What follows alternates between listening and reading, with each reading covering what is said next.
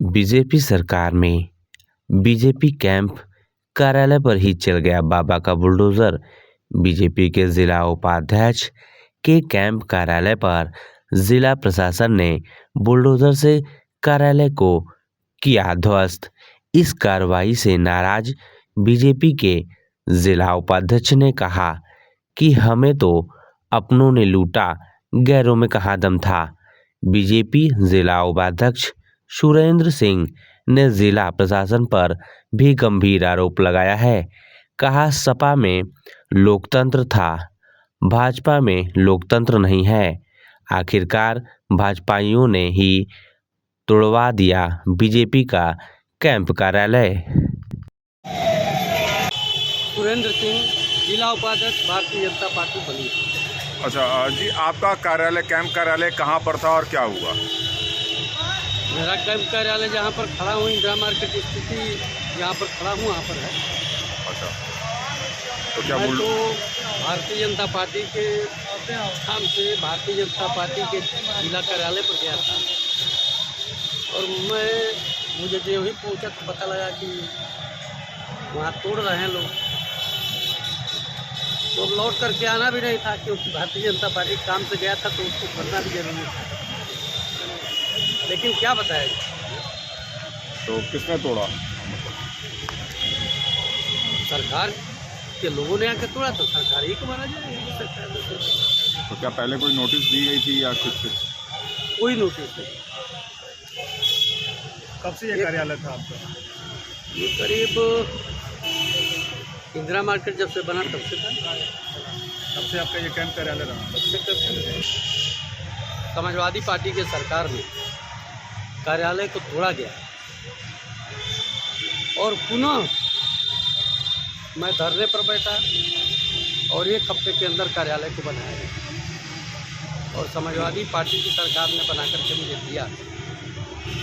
तो क्या जब आपकी सरकार है तो क्या फिर आप धरने पर बैठेंगे कार्यालय के लिए? तो अपनी सरकार है तो धरने पर क्या बैठे? एक कहावत है कि मुझे तो अपने ने लूटा, मुझे अपनों ने लूटा, गैरों में कहाँ कम था, गैरों में कहाँ दम था। मेरी किश्ती वहीं पर डूबी जहाँ पानी भी कम। तो बलिया में जो अतिक्रमण का हटाने का अभियान चल रहा है, क्या सही चल रहा है? एकदम सही नहीं है। ये कौन सा अतिक्रमण था भाई? इससे क्या होना था? इससे तो जाम भी नहीं लगना था। मैं पुनः एक बार कह रहा हूँ, तो फिर यहाँ के जिला अधिकारी महोदय का जो कार्यशैली चल रहा है अच्छा नहीं है। सारे अधिकारी कह रहे हैं कि जिला अधिकारी का दबाव है कि एकदम तोड़ दो। आखिर जिला अधिकारी पर किसका दबाव है भाई?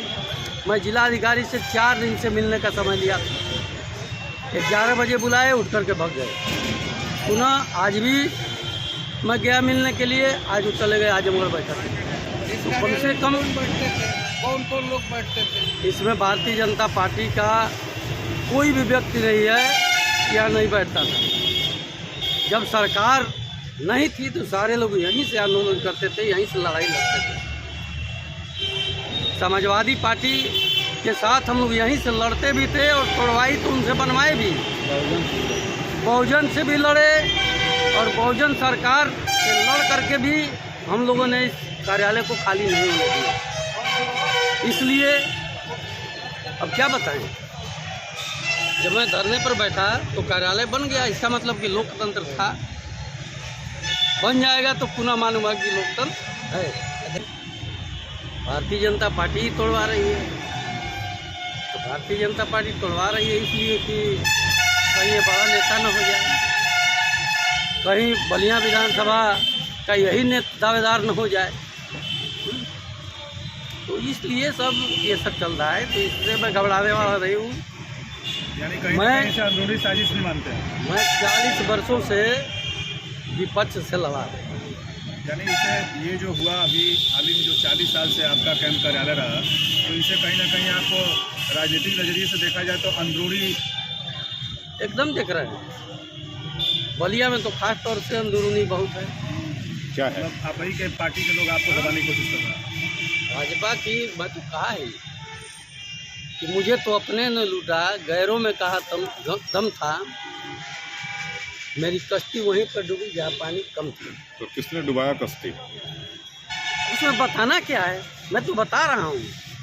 कौन तोड़वा रहा है? आप लोग देख रहे हैं हर जगह तोड़ मची हुई है। और इसलिए लोग कह दिए, मैं कह दिया कि जिला प्रशासन के पास कोई विजन नहीं है। फिर मैं कह रहा हूँ कि जिला प्रशासन के पास कोई विजन नहीं है। अगर विजन होता तो आपको बता दे रहे हैं कि दाहिने टूटता, बाएं टूटता, पूरी गलियां साफ होती, हर जगह चाहिए कार्यालय। तो गरीब यहाँ आकर के रात को सोते भी थे, धूप में सोते थे, राहगीर भी सोते थे। मेरा ये निजी व्यक्तिगत कार्यालय थोड़े ना था। किस तरह के निर्णय ले सकते हैं आप? अभी मैं सोच रहा हूँ, अपने लोगों से बात कर रहा हूँ। बात करने के बाद ये आंदोलन भी हो सकता है। तो इस कार्रवाई से क्या भारतीय जनता पार्टी को आने वाले चुनाव में भी जिस तरीके से बुलडोजर की कार्रवाई चल रही है, इससे नुकसान भी हो सकता है? मैं ये नहीं कहा बुलडोजर की कार्रवाई चले।